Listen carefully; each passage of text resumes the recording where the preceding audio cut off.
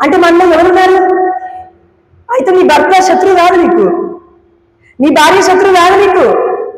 ఒకవేళ అందులోకి దేవుడు కాకుండా సాతాను గారు ఎంటర్ అయ్యేలాగా మనమే చేసుకున్నామేమో, మన ప్రవర్తన ద్వారా, ప్రార్థనకి రాకుండా, దివ్యమైన సన్నిధికి రాకుండా, దివ్య ప్రసాద నాదుని యోగ్యకరంగా స్వీకరించకుండా, విశ్వాసం లేకుండా ఎలా చేసినా ప్రార్థన దేవుడు వింటాలే, వినకపోతే ఏం చేస్తాడు? వింటాలే. మనిషి కాదమ్మా దేవుడు. అందుకే ఫిలిప్పీయులకు రాసిన లేఖ 2వ అధ్యాయం 10వ వచనం సెలవిస్తుంది, ఆయన దేవుని కుమారుడైనప్పటికీ మరణము వరకు విధేయుడై ఉండను కనుక ముల్లోకాలకి అధిపతిగా ప్రతి నాలుక యేసే నా దేవుడు అని ప్రకటించాలి, ప్రతి మోకాలు వంగాలి అని ఆ దేవాదేవుడు మనందరికీ చెప్పినాడు. ఆమేన్, హల్లెలూయా. మరి మనలో ఎంతమంది నాలుకలు ప్రతిరోజు యేసు నామాన్ని ప్రకటిస్తూ ఉన్నాయి? ఎంతమంది మోకాళ్ళు దివ్య సంప్రసాద నాడు ముందు, అదేవిధంగా ఇంట్లో ఉన్నప్పుడు నా దేవుడు నా ఇంట్లో ఉన్నాడు, అంతెందుకు నాలోనే ఉన్నాడు అని మోకరించి మనం ప్రార్థన చేయగలుగుతున్నాం. చాలా మందికి కంఫర్ట్ జోన్ ఎక్కువైపోయింది, ఏసీలు ఎక్కువైపోయాయి, వాషింగ్ మిషన్లు ఎక్కువైపోయాయి, వంట రూమ్లలో అన్ని షార్ట్ కట్ అయిపోయాయి. మా అమ్మ అంటూ ఉండేది, ఇప్పుడు అన్ని ఆటోమేటిక్ వచ్చేసాయి, కానీ అప్పట్లో మేమైతే రోజు మొత్తం పనే ఉంటుండే మాకు. ఈ రోజుల్లో అమ్మ తప్పుగా తీసుకోకండి దయచేసి, స్త్రీలకి పని లేకనే గొడవలు. ఉండే వాళ్ళకి ఉంది, జాబ్ చేసే వాళ్ళకి, మిగతా వాళ్ళకండి పని లేకనే గొడవలు. ఎందుకు? ఫోన్ చూసి ఈ భార్య ఈ భర్త ఎలా ఉన్నారు, మనం ఇద్దరం అలానే ఉన్నారయ్యా. ఎక్స్పెక్టేషన్స్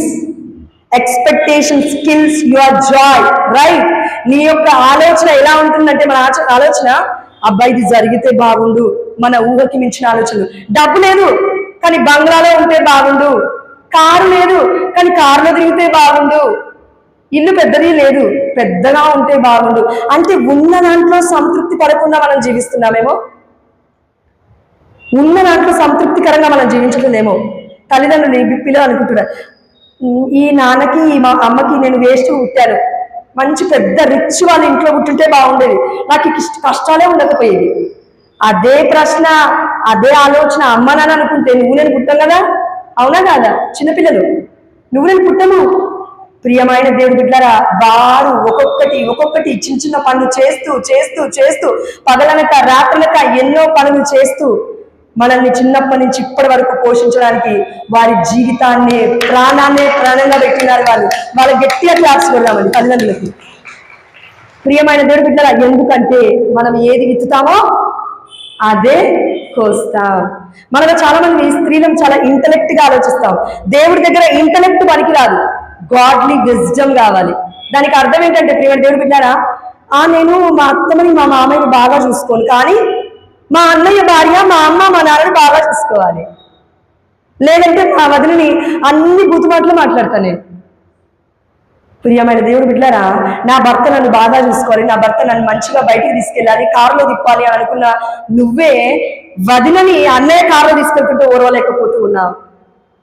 తల్లిదండ్రులు కూడా మామూలుగా లేదండి, అందరూ అనేట్లేదు. కొంతమంది అమ్మ మంచి చెడు రెండు ఉంటాయా లేదా ఈ ప్రపంచంలో? ఉంటాయా లేదమ్మా? చెప్పాలి. అయ్యా మీరు ఎక్కడ పెద్దగా ఉంటాయా లేదా? ఉంటాయి. మంచి చెడు ఉన్నప్పుడు అండి దేవుడు అంటున్నాడు, ప్రతి కీడుని కీడు చేత కాక మేలు చేత జయించు. ఆమేన్, హల్లెలూయా. ఇది చిన్న బాధే, కానీ చాలా కష్టం చేయడానికి. ఎలా? భర్త తిట్టినా పడాలి, మా అమ్మ చెప్పింది. ఈవెన్ బైబుల్ చదివిన తర్వాత నాకు అర్థమైంది, అంటే మొన్న రీసెంట్ గా చదివాను కాబట్టి అర్థమవుతుంది. మా అమ్మ చెప్పిన బుద్ధి మాటలన్నీ నాకు ఇప్పుడు అర్థమవుతున్నాయి. ఎవరికి అమ్మ నాన్న ఏదైనా అన్నా పడాలి, అత్త మామని ఏదైనా అన్నా పడాలి, భర్త కొట్టినా పడాలమ్మా. యజమాని ఇంటికి కొంతమంది భర్తలు భార్యను కొడుతుంటే భర్తలు పడట్లేదు ఈ రోజులలో. చెప్పండి అమ్మా, అబద్ధం చెప్పొద్దు మీరు. కొంతమంది జాబ్ చేసే స్త్రీలు ఒక మాట కాకపోతే 10 మాటలలో భర్తలు పడుతున్నారండి. ఎందుకు పడుతున్నారు? ఇక్కడ ఉన్నారు ఒకరిద్దరు అంత మంచోళ్ళు. ఎందుకంటే అమ్మ నాన్న పెంపకం. ఆమెలో నన్ను చూడయ్యా అని అమ్మ చెప్పింది. అందుకే భర్త భార్యని విడిచిపెట్టుకోకుండా అలా పట్టుకొని జీవిస్తూ ఉన్నాడు. చూడండి, ఏదైనా సరే అండి, తెగేదాకా లాగకూడదు. ప్రియమైన దేవుడి బిడ్డలారా, ఇక్కడ ఒక 2 కుటుంబాలు, 2 భార్యాభర్తలు ఉన్నారని దేవదేవుడు చెప్తున్నాడు. దేవుడు 2 భార్యాభర్తలు గొడవలు ఎక్కువగా అవుతున్నాయి. నువ్వు దేన్నైనా సరే తెగేదాకా లాగకూడదు. తిట్టాడా, కొట్టాడా, వెళ్ళు, సారీ, మళ్ళీ ఆయన వచ్చి సారీ చెప్తాడు. మేబీ ఒకరోజు పడుతుందేమో నీ భర్తకి.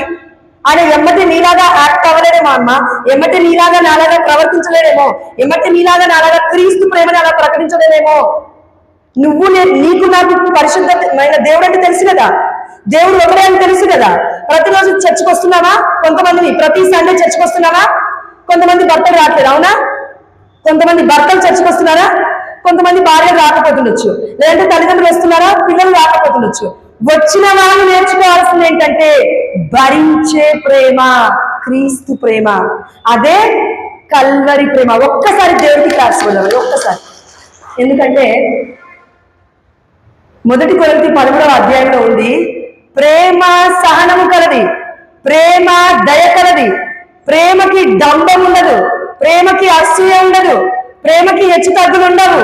ప్రేమ లేదు నువ్వే వచ్చి సారీ చెప్పాలి, నువ్వే నా మీద కాళ్ళ మీద పడాలి, నువ్వే నన్ను మొక్కాలి, ఇలాంటివన్నీ ఉండదండి. ప్రేమ ఏం చేస్తుందంటే మొదటిగా నేను వెళ్తాను, మొదటిగా నేను చెప్తాను సారీ. మా నాన్నకి మా అమ్మకి పెద్దోళ్ళు కదా, అయ్యో నన్ను పోషించారు కదమ్మా 20 ఏళ్ళు 25 ఏళ్ళు, ఒక మాట అనగానే వెళ్ళి ఎగ్జామ్స్ లో మార్క్స్ తక్కువగా వచ్చాయని గట్టిగా తిట్టగానే బాధపడిపోతున్నా. ప్రియమైన దేవుడు బిడ్డారా, చాలా మంది మన ఆలోచనలు మారాలి, మన బుద్ధి మారాలి. అరే ఏది మాట్లాడుతున్న కుటుంబ సభ్యులు నెగిటివ్ గా తీసుకుంటున్నామండి మనం అందరం. దానికి కారణం ఏంటి తెలుసా? ఇక్కడున్న చాలా మందిని కుటుంబ ప్రార్థన ఒకప్పుడు చేశాము, ఇప్పుడు మర్చిపోయాము. ఒకసారి గట్టిగా క్లాప్స్ కొడదాం అందరం లేవడానికి. ఎందుకంటే ప్రియమైన దేవుడు బిడ్డారా, ఒకప్పుడు కుటుంబ ప్రార్థన చేసినప్పుడు మన కుటుంబాలు ఎలా ఉన్నాయి ఒకసారి ఆలోచించండి కళ్ళు మూసుకొని. ఒకప్పుడు మనం ఫ్యామిలీ ప్రేయర్ చేసినప్పుడు మన కుటుంబాలు ఎలా ఉన్నాయి, జపమాల ప్రార్థన చేసినప్పుడు మన కుటుంబాలు ఎలా ఉన్నాయి, ఇప్పుడు ఎందుకు ఇలా ఉన్నాయి? దానికి కారణము డివైడ్ అయిపోయామేమో, విభజింపబడ్డామేమో. కొడుకు కొడుకు సపరేటు, కూతురు అల్లుడు సపరేటు, నేను నా భర్త సపరేటు, మళ్ళీ భర్త భార్య కూడా సపరేషన్. దేవుడు క్లియర్ గా చెప్తున్నాడండి. మత్తయి సువార్తలో 18-19 అధ్యాయం ఉంటుంది, ఎక్కడైతే 2 లేక 3, చెప్పండి అమ్మా, ఫిల్ చేయండి.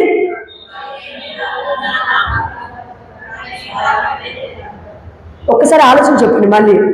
ఎక్కడైతే 2 లేక 3 కాదు, ఎక్కడైతే 2 లేక 3 ఏక మనస్సులై, ఆమేన్ హల్లెలూయా, ఏక మనస్సులై. This is important. ఇప్పుడు ఒక ప్లేయర్, నాకు అంత గేమ్స్ గురించి తెలియదు కానీ క్రికెట్ తీసుకుందాం. క్రికెట్ లో అందరూ ఆడాలి, అవునా కాదా? అందరూ యాక్టివ్ ఉంటేనే ఆ గేమ్ గెలుస్తారు. కానీ ఆ 2 టీంలకు తెలుసు ఒక్క టీం మాత్రమే గెలుస్తుంది, ఇంకొక టీము ఓడిపోతుంది అని. మనకు కూడా తెలుసు మన జీవిత ప్రయాణంలో మంచి ఉంటుంది, చెడు ఉంటుంది, గెలుపు ఉంటుంది, ఓటమి ఉంటుంది. అంత మాత్రమే చచ్చిపోమని దేవుడు చెప్పట్లేడు.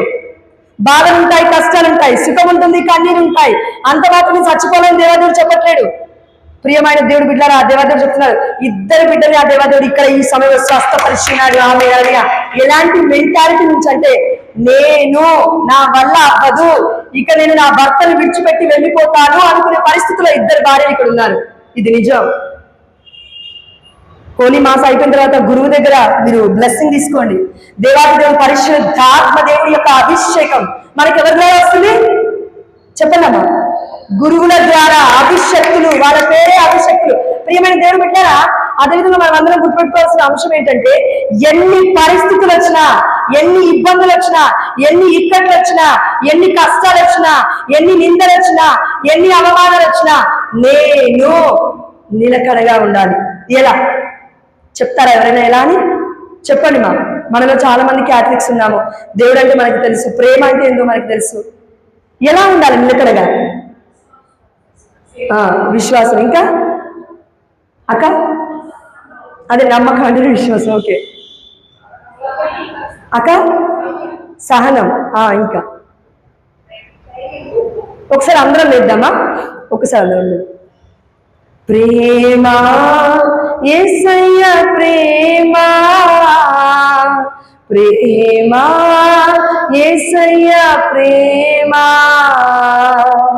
మారనిది మరువనిది, వీడనిది ఎడబాయనిది, మారనిది మరువనిది, వీడనిది, ఎడబాయనిది ప్రేమ, యేసయ్య ప్రేమ, ప్రేమ, యేసయ్య ప్రేమ. నిలబడండి అమ్మ, అట్లా కొద్దిసేపు నిలబడండి. విశ్వాసం సెకండరీ, సహనం సెకండరీ, ఆస్తులు అంతస్తులు సెకండరీ. డబ్బున్నా కూడా భార్య ఉండదు, అంతస్తులు మొత్తం భార్య ఉండదు, లేదంటే ఇంకా ఎన్ని సంపదలు ఉన్నా భార్య భర్తల మధ్యలో సఖ్యత ఉండదు, శాంతి ఉండదు, సమాధానం ఉండదు, ఓర్పు ఉండదు, విధేయత ఉండదు, ఒకరి పట్ల ఒకరికి అసలు సహనమే లేదంటే దానికి కారణం ఏంటంటే ఏమో లోపించింది. ఏంటది? ప్రేమ. ప్రియమైన దేవుడు బిడ్డలారా, ఒక్కసారి దేవుడికి గట్టిగా క్లాప్స్ కూడా, గట్టిగా. ఎందుకంటే 1 యోహాను 4వ అధ్యాయము 8వ వచనం సెలవిస్తుంది, ప్రేమ ఎవరి నుండి పుట్టిందంట? దేవుని నుండి పుట్టింది. ఇప్పుడు ఆ ప్రేమను మనం పొందుకొని భర్త దగ్గరికి వెళ్తే సహిస్తామా లేదా? భార్య దగ్గరికి వెళ్తే సహిస్తామా లేదా? కొట్టినా తిట్టినా భరిస్తామా లేదా? మీరు అనొద్దు, అట్లేదండి అట్లా మాట్లాడుతున్నారు, కొట్టినా తిట్టినా సంతోషంగా భరించాలా అంటే, దేవుడు నిన్ను నన్ను అక్కడ ఎందుకు పెట్టాడంటే ఆ అంధకారంలో నువ్వు వెలుగు. ఆమేన్. ఆ అంధకారంలో నువ్వు ఒక వెలుగు. ఎందుకు? I am the light of the world అని చెప్పిన యేసు వారు you are the light of the world అన్నారు. I am the salt of this earth అన్న దేవుడు నువ్వును ఈ లోకానికి ఉప్పు వలె ఉన్నా అన్నాడు. దేవుడు స్వార్థపరుడు కాదండి మన తండ్రి. నేను ప్రేమను పొందుకున్నాను, నా తండ్రి ప్రేమ, యెహోవా ప్రేమని. ఆ ప్రేమ ఎంత గొప్పదంటే సమస్త మానవాళంతటి కొరకై రక్తాన్ని క్రయధనముగా అర్పించి మన పాపాన్ని, మన శాపాన్ని, మన యొక్క ప్రతి ఆ యొక్క చెడు అలవాట్లని సాతాని తలను త్రొక్కి వేశాడు. ఆమేన్. హల్లెలూయా.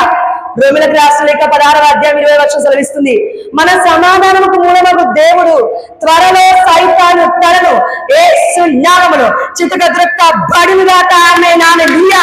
వాటెవర్ నీ ఇంట్లో ఉన్నది, నీ ఒంటిలో ఉన్నది, మన ఆలోచనలో ఉన్నది, ప్రతి negative energy I am binding and casting out to the feet of Jesus right now in the name of Jesus, Lord. ఆమేన్. హల్లెలూయా. ప్రియమైన దేవుని బిడ్డ, విశ్వసించినట్లయితే క్లాస్ పెట్టండి. ఎందుకంటే మనము మహిమ చెల్లించాలి దేవాదేవుడికి. దేవుడు ఆల్రెడీ చేశాడు శిలువ పైన. ఇప్పుడు మనం కొత్తగా చేయాల్సిన అవసరం లేదు.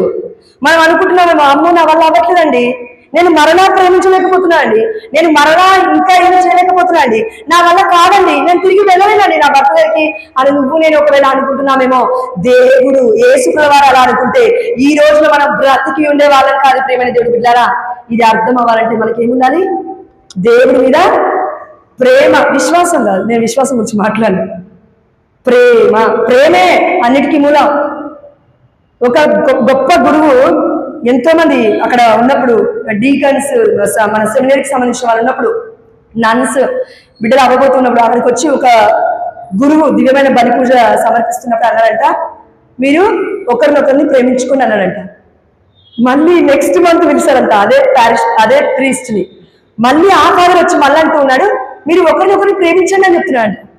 అరే, ఒకసారి వెళ్ళి అడుగుతూ ఉన్నారు ఫాదర్స్ కొంతమంది, ఫాదర్ మీరు ఎప్పుడు వచ్చినా కూడా ప్రేమ అనే టాపిక్ గురించే మాట్లాడుతున్నారు, జనాలకి బోరు కొట్టదా అంటే, అది బోరు కొట్టిన వాడు జీవితాన్ని బ్రతుకుని ఇడవలేడమ్మా, ఇడవలేడు.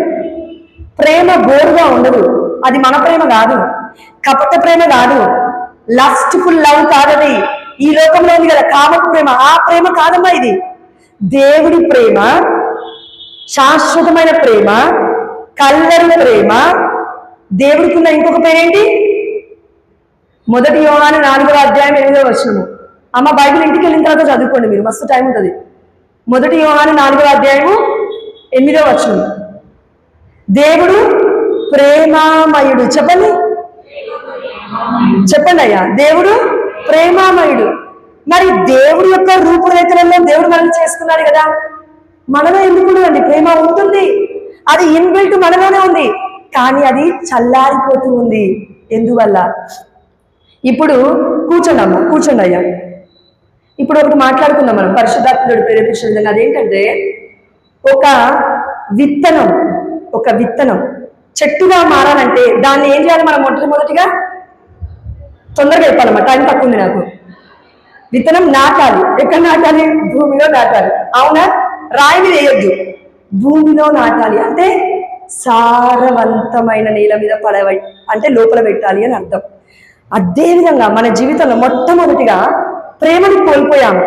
ఇప్పుడు మళ్ళీ ప్రేమ అనే విత్తనం ఫలించాలి. ఏం చేయాలి? సారవంతమైన నేల అనగా హృదయంలో అది ఫలించాలి. సారవంతం అంటే ఏంటంటే కుళ్ళు, కుతంత్రము, ద్వేషము, స్వార్థము, అసూయ, ఓర్వలేనితనం, కామపు తత్వము, వ్యభిచార గుణము, ఏదైనా వాటెవర్ ఇట్ మే బి, అది చెయ్యరు అని దేవుడు చెప్పట్లేదండి. కానీ దేవదేవుడు యేసుప్రభువు అంటూ ఉన్నాడు, వ్యభిచార స్త్రీతో ఏమంటున్నాడు? అందరు రాడు తీసుకొని వచ్చారా లేదా? వచ్చి కొడుతున్నారు ఆమెని. కొడుతుంటే యేసయ్య ఏమన్నాడు?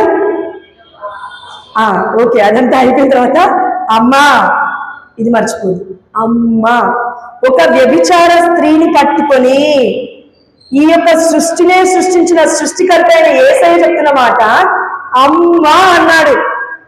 మరి నువ్వు నేను వేరే వాళ్ళ గురించి బూతులు మాట్లాడడం మంచిదేనా? లేనిపోని మాట్లాడడం మంచిదేనా? ఉన్నది లేనట్టుగా, లేనిది ఉన్నట్టుగా క్రియేట్ చేయడం మంచిదేనా? ప్రియమైన దేవుడి బిడ్డలారా, ఈ రోజుల్లో స్త్రీలే కాదు, పురుషులు కూడా అలా మారిపోయారు. సీరియల్ చూసి, సినిమాలు చూసి ప్రభావం అలా వ్యాప్తి చెందుతూ ఉంది. అదేవిధంగా మన జీవితంలో పరిశుద్ధాత్మ దేవుడు ఎప్పుడు ఫలిస్తారంటే దేవుడి యొక్క వాక్యం అనే విత్తనం పడాలి. ఆమేన్, హల్లెలూయా. ఎక్కడ పడాలి? మనం ఎప్పుడైతే కన్ఫెషన్ కి అంటే పాప సంకీర్తనకి వెళ్తామో, లెంట్ సీజన్ లో ఇక్కడ ఉన్న వాళ్ళలో ముగ్గురు ఇక్కడ ఉన్న వాళ్ళు లెంట్ సీజన్ లో ముగ్గురు పాప సంకీర్తన చేయలేదు. ఇద్దరు తీయక 1 year దాటిపోతుంది, ఒక్కతను తీయక 6 years దాటిపోతుంది. ఏం చేస్తున్నావు నువ్వు అని దేవాదేవుడు నిన్ను నన్ను అడుగుతూ ఉన్నాడు. ప్రియమైన దేవుడి బిడ్డ, పాపం ఉన్నవాడు బాగుపడు అని యెషయా గ్రంథంలో మనం చూసాము. పాపము నీకు నాకు మధ్యలో అంటే మనకి దేవుడికి మధ్యలో పాపము అడ్డుగోడగా ఉంటే మన ప్రార్థన వినబడదు.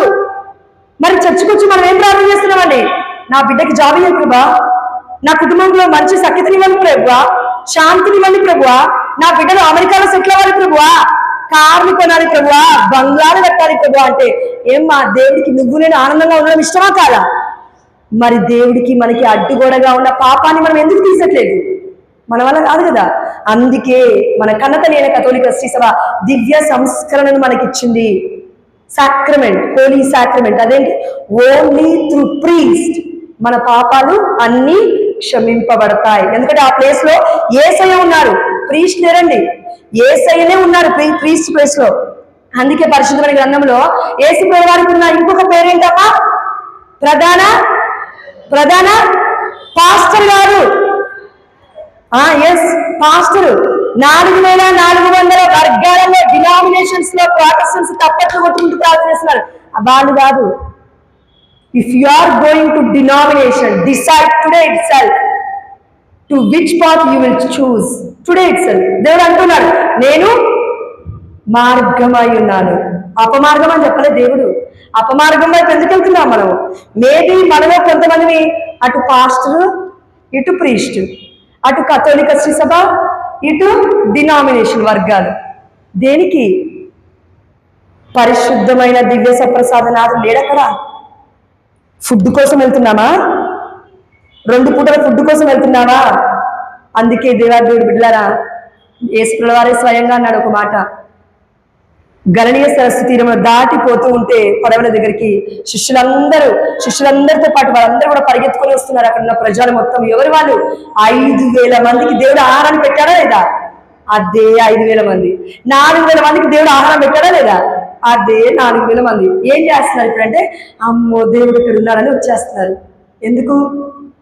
వండుకోవడానికి ఓపిక లేదు భార్యాభర్తకి. స్విగ్గీ ఆర్డర్, షార్ట్ కట్లో అయిపోవాలి వంట, ఓపికలు లేవు. ప్రియమైన దేవుడు బిడ్డలారా, అదే విధంగా వాళ్ళు కూడా యేసు దగ్గరికి వచ్చారు. వచ్చి మేము మిమ్మల్ని ఎతుకుతున్నామయ్యా, ఇక్కడ ఉన్నారా మీరు అని అంటూ ఉంటే యేసు వారు డైరెక్ట్ గా ఒక మాట అన్నారు. ఒక్కటే మాట, మీరు తిండి కోసం వెతుకుతున్నారు, అద్భుతాల కోసం వస్తున్నారు. డినామినేషన్స్ వైపు ఎందుకు వెళ్తున్నారు తెలుసా? వాళ్ళు చెయ్యి పెట్టడానికి పడిపోతున్నారు కదా జనాలు, అందుకు వెళ్తున్నారు. ఒక ప్రశ్న స్ట్రైట్ గా నేను అడుగుతున్నా అండి, పాస్టర్ కి అభిషేకం ఉందంటే నమ్ముతావా? ప్రీస్ట్ కి అభిషేకం ఉందంటే నమ్ముతావా? If you are reading the Bible. అమ్మా ప్రీస్ట్, గట్టిగా క్లాప్స్ అవుతుంది అక్క వారికి. ఎందుకంటే ప్రధాన యాజకుడు ప్రీస్ట్, గురువు. పాస్టర్ అని దేవుడు ఇక్కడ చెప్పలేదు. కానీ ఇంగ్లీష్ లో కొన్ని వర్డ్స్ కి ప్రధాన యాజకుడు అని చెప్పగానే కొన్ని వర్డ్స్ కి లేక వాళ్ళు పాస్టర్ అని పిలుస్తున్నారు కొంతమంది, సినానిమ్స్ లో వస్తుంది. కాబట్టి ప్రేమ దేవుడు పిల్లరా, మనం అందరం గుర్తుపెట్టుకున్నాం, ఈ పొట్ట నింపుకోవడానికి వర్గాల వైపు వెళ్తూ ఉన్నామా, లేదంటే ఆధ్యాత్మికముగా యేసయ్య ప్రేమను నింపుకోవడానికి, కుటుంబాన్ని భరించడానికి, కుటుంబాన్ని ప్రేమతో కట్టుకోవడానికి, కుటుంబాన్ని ఇంకా ఇంకా దేవుళ్ళు నడిపించడానికి యేసయ్య వైపు మనం వస్తూ ఉన్నామా? రెండో మార్గము. ఒకటి అపమార్గం, డినామినేషన్స్. 4400 ఉన్నాయి. నువ్వు ఎక్కడికంటే ఎక్కడికి వెళ్ళొచ్చు. ఫ్రీడమ్ చాలా ఉంటుంది అక్కడ, క్రమశిక్షణ మాత్రం ఉండదు. ప్రియమైన దేవుడి బిడ్డలారా, క్రమశిక్షణ లేని విద్యార్థి పాస్ అవుతాడా? చెప్పండి అమ్మా. క్రమశిక్షణ లేకుండా ఒక భార్య 10 గంటలకి పొద్దున్న లేస్తే ఆ కుటుంబం బాగుంటుందా? క్రమశిక్షణ లేని భర్త జాబ్కి వెళ్ళాల్సింది 9 గంటలకి, కానీ నేను 11 గంటలకు వెళ్తాను, 9 గంటలకు లేస్తే ఆ కుటుంబాన్ని పోషించగలుగుతారా? అంతెందుకండి, ఇక్కడున్న మనకి మార్గదర్శకంగా ఉన్న నర్సు, హోలీ నర్సు, వాళ్ళు కూడా, అంటే నేను ఇంటర్మీడియట్ జేఎన్జే కాలేజ్లో చేశాను, వరంగల్ కరుణాపురంలో. 5 కాగానే బెల్లు కొడతారు వాళ్ళు. ఏం చేయాలి? బెల్లు కొడితే ఏం చేయాలి? ఎస్. అదే విధంగా ప్రియమైన దేవుడి బిడ్డలారా, పరిశుద్ధమైన కన్నతల్లి అయిన కథోలిక శ్రీ సభలో ప్రతి దివ్య సంస్కరణ మనకు ఒక అలర్ట్, ఒక బెల్లు లాంటిది. ఇదిగో మనలో పాపం ఉంది, వెళ్ళు పాప సంకీర్తనకి అని పరిశుద్ధాత్ముడు చెప్తూ ఉంటాడు. కానీ నువ్వు ఏం చేస్తాను తెలుసా? నాలో పాపమే లేదు, లేదంటే నా భర్త పాప సంకీర్తన తీయట్లేదండి, నేను నీది ఇస్తాను. అమ్మ, దేవుడు మాట్లాడుతుంది ఒక్కటే మాట. నోవాని బట్టి దేవుడి కుటుంబాన్ని మొత్తం రక్షించాడా లేదా? మరి నిన్ను బట్టి కుటుంబాన్ని మొత్తం రక్షిస్తాడా లేదా? విశ్వసిస్తే క్లాస్ కొట్టు.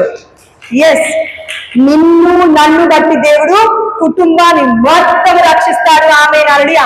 ఆ జైలు అధికారిని బట్టి జ్ఞానస్నానం పొందుకున్నప్పుడు ఇదిగో అక్కడ ఉన్న పేతురు, పౌలు గారు అనుకుంటాండి అంటూ ఉన్నారు, ఇదిగో నీ ఇంటికి ఈ రోజున రక్షణ వచ్చింది, నీవు రక్షింపబడ్డావు. యేసు వారే జక్కయ్య ఇంటికి వెళ్తూ ఉన్నాడు. జక్కయ్య అన్నాడు, ప్రభువా నేను పాపిని, నేను ఎన్నో పాపాలు చేశాను, ఎన్నో దోచుకున్నాను, ఎన్నో దోపిడీ చేశాను, ప్రజల మధ్యలో డబ్బు ఘోరంగా గుంజుకున్నాను ప్రభువా, 4 రెట్లు నేను తీసి వాళ్ళకి ఇచ్చేస్తాను అన్నప్పుడు యేసు వారు, నీకు అద్భుతం జరుగునుగాక, నీ విశ్వాసం పెంపొందించబడిన గాక, లేదంటే నువ్వు ఇంకెక్కడికైనా వెళ్ళు, నీకు జాబ్ వస్తుంది, బిజినెస్ అని దేవుడు మాట్లాడలేదు. ఇదిగో నీ కుటుంబానికి రక్షణ వచ్చింది. ఆమె హల్లెలూయా.